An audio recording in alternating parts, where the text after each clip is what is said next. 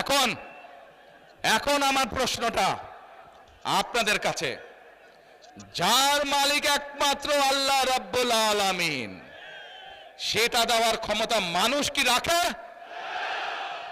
তাহলে যে মানুষ কে বলে বেহেশতের মালিক আল্লাহ তাআলা, দোজখের মালিক আল্লাহ তাআলা, কে কোথায় যাবে সেটা সিদ্ধান্ত একমাত্র আল্লাহ তাআলা নেবে। তাহলে যারা গিয়ে বলে যে তাদেরকে ভোট দিলে বেহেশতে যাবে, এটা কি হতে পারে? মুনাফিকি না, এটা রীতিমতন শিরকি শিরকি শিরকি, আল্লাহর সাথে তারা তুলনা করছে। কাজেই ৭১ সালে তারা তো মানুষ হত্যা করেইছে, এখন তারা আবার বহু মানুষকে বিভ্রান্ত করে তারা শিরকির অংশীদার করছে। কত বড় মুনাফিক, কত বড়!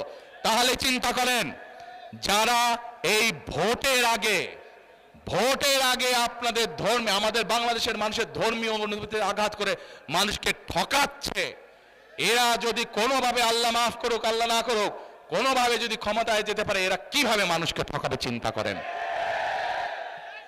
এক মিনিট, কথার যুক্তি আছে কি ভাই?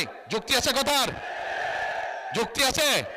এই শিরকিওয়ালাদেরকে, যারা শিরকি করে, এদেরকে বর্জন করতে হবে, মানুষকে সচেতন করতে হবে। আর আরেকটি কথা বলে বক্তব্য শেষ করব। আমি কি বলেছি আপনাদেরকে?